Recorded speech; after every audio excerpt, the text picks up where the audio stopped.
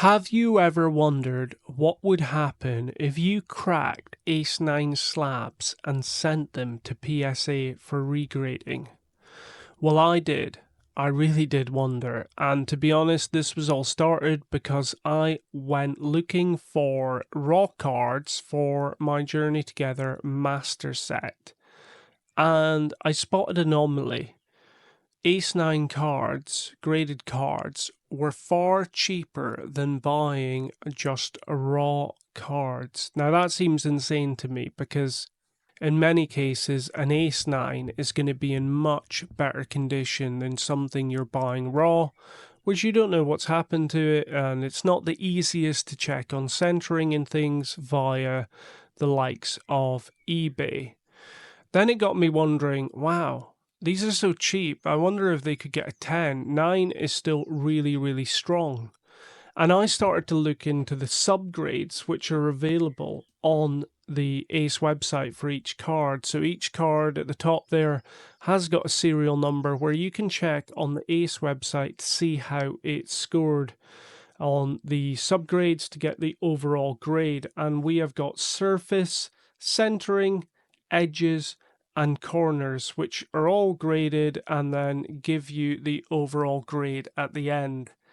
Now, I know that PSA are really big on centering and on surface. Not saying they're not big on edges and corners, but centering and surface certainly play a large part in that grading process. So I started to cherry pick cards which had 10 for surface and 10 for centering, and also scored highly on edges and corners, but not quite enough to get a 10 with Ace.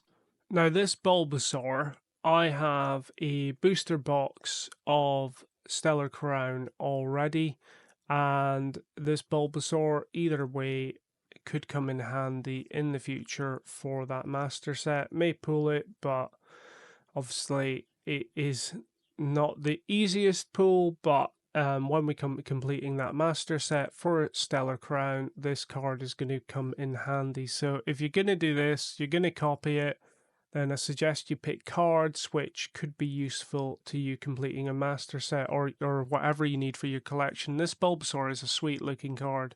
Managed to cut my thumb open there while I was cracking this open, so please be careful. In the rest of the video I do end up wearing gloves to protect my hands from any further damage. I managed to pick up this Bulbasaur in Ace 9 for £42 and 43 pence on eBay, which I thought was an absolute bargain. So this card looks in excellent condition, and to me I can't see a reason that it did not get a 10. Obviously I'm not using a microscope, but everything about the card looks excellent, and I can see why somebody would have sent this card off to Ace or any grading company to try and get a 10. And that's what gives me the reason to believe that it has a really good chance of getting a 10 with PSA. This experiment will test that theory out. So next up, we have got the Mew. This Mew is a promo, a really sweet looking promo from the 151 Ultra Premium Collection box. So if you've got one of those, then you've already got this card. Again, bought this off eBay and picked it up for £37 and 72 pence, which I think was an absolute steal again, bargain. Just going to try and do exactly the same as I did with the Bulbasaur and just try and crack the corner off it. I actually have the Ultra Premium Collection box. It is sealed. I have not opened it. Will I ever open it? Probably at some point, but as I feel like I'm saving it for some sort of special occasion. I know that my son is desperate to open that Ultra Premium Collection. The crazy thing is, when I bought it, they had been up for sale on the Pokemon Center website for ages, and I'd looked at them a few times, and so I bought one. but they were available on that website for months and months and months for a very long time. When I even on and bought different products off that website and they were still there. So I believed them to be really, really unpopular and that no one was interested in them or wanted them because of the fact they didn't sell out for so long. Now, everybody wants that ultra premium collection and they're selling for around about £300 on eBay, which is madness because you could have picked one up for 120 quid for months. And I just, yeah, and I think that's what's partly crazy about how Pokemon is at the minute, that the fact that everything that goes on the Pokemon Center website is sold out instantly. I've managed to pick up any of the new releases from the Pokemon Center website. So I didn't manage to pick up Journey Together. I did not get in with the pre-orders for Destiny Rivals. And to be honest, the new Black and White series that's coming, I probably won't be able to get hold of any of that again. But what I do is I am patient. So now Journey Together, it's had its hype, it's gone a bit crazy, and then it's come right back down. And you can buy sealed products around about the recommended retail price. So you're no longer having to buy into that hype just by waiting a couple of months. And I'm determined not to buy into that hype with each new release because even the cards from the older sets are awesome. And so you can just spend that time and go back and look at some of the older sets and work in collecting that while the hype dies down. So Brody and I, my son, we worked on Obsidian Flames while everybody was going crazy with Journey Together, and we had a really, really great time. And we were able to get those booster boxes at great prices because no one else was chasing it. And now, when I'm looking up those booster boxes for Obsidian Flames, they're selling for £200 plus. So, yeah, you need to be looking at the stuff no one else is looking at and trying to avoid the hype if you want to make this Pokemon hobby sustainable. So next up, we have got Enzorak from Journey Together. And this is what started the whole process. We needed this card for a master set of Journey Together. And this is where I spotted that the Ace 9 was cheaper than buying the raw card, which again, just think is truly insane. So even if you're not going to go through this process of sending Ace 9s off for regrading, it is a really great way to get cards at a reasonable price for your master set. I think you can see here now, this is our third card that we're cracking, and it really isn't that difficult. So it is a way for you to get the cards potentially that you want at a better price if you're just willing to undergo a little bit of pain to crack that slab open, and then you can slide it straight into your collection and you've saved yourself a decent amount of money.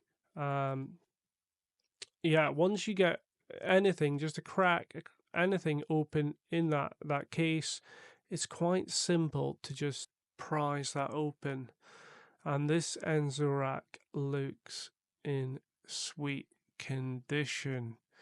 Now, I do love using these penny sleeves. I'm a big fan of them, but what's your favorite sleeve?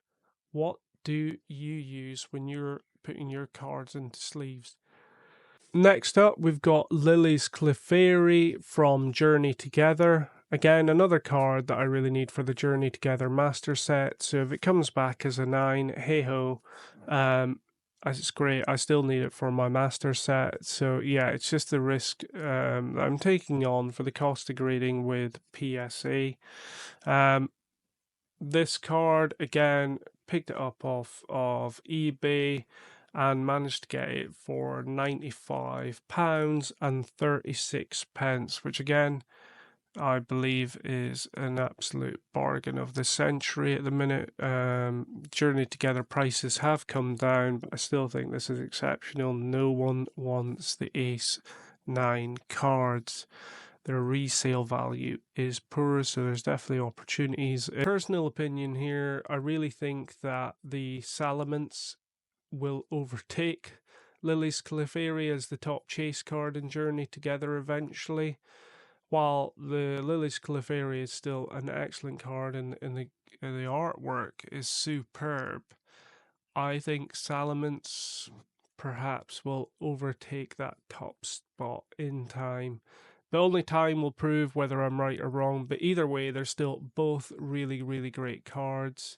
And this one again, I think if you look at the edging and you look at the cornering, everything about it looks superb. Why did it not get a 10? It's crazy. So next up, we have the Charizard from 151. This is the top chase card in 151, and it is a really, really sweet looking card. Absolutely love it. My son's actually got this in a 10 from Ace, and he is a huge fan of this card.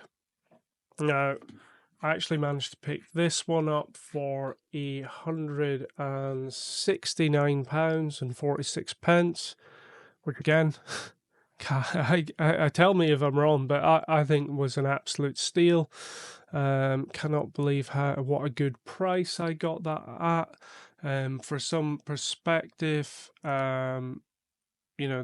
are going for 400 plus in a 10, which is obviously a lot more expensive. But that discount of like £250, £300 seems an insane drop from a 10 to a 9. It really is. It's madness. So yeah, if you're looking for cards for your binder, then yeah, have a look at Ace 9, because I don't think you can really go wrong, especially if you're not bothered about the grades. And I don't care what this comes back as. I really don't care. I really want this card in my collection. I left this one to last because I care about it most. Yeah, you don't want to damage it. And now, after opening the other 4, I felt like I had the confidence to go for it. I knew what I was doing. I knew the process on how to crack open these. And to be honest, I'd happily crack open any Ace slab now without issue. The mole grips that I'm using in these videos was really, really great for getting a hold of a corner and managing to crack it off. And then I don't even have the greatest screwdriver there, but it was really awesome to prise open that slab. So yeah, I'd say pretty straightforward process. So if you're thinking about doing it, and just look at that Charizard, it is awesome. It's a really sweet card. Now, this was the only card that was actually in a sleeve while it was in the slab, which I found unusual. I'm not sure why this one is in a sleeve and the other ones are not. If anybody knows, then please tell me in the comments why this is the case, that out of all the slabs, this one's in a sleeve. I'm just going to put it into my one of my penny sleeves so that it can go into the top loader. The sleeve that it was in was one of those sort of perfect fit sleeves, which I'm not that keen in. I think it can actually cause a little bit of wear to the card, so stick it in my usual sleeves and into top loader, ready to send off to PSA. So as I mentioned earlier in the video, using Black Label grading, these have already been dispatched and they have already arrived with Black Label grading. They'll be sent out by Black Label grading to PSA on the 1st of June.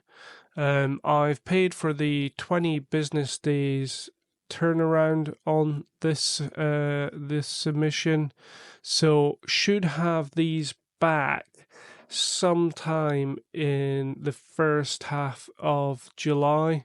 Obviously, I understand that there are some delays in regards to the grading turnaround with all the tariffs and everything else that's going on, so they may be slightly longer, but we'll see. And yeah, I should be back with another video around about mid-July to let you know how these Ace 9 cards did. So if you want to find out how they did, then please follow me and or subscribe, and yeah, I'll post the results as soon as I get them back. And to be honest, I'm already feeling a bit excited to see what they come back as. So yeah, stay tuned for more. Okay, if you watched up to now, absolutely awesome. Thank you ever so much. I know my dulcet tones are not exactly the most exciting, but this was a fun experiment to do, and I'm excited for the results. All right, catch you later.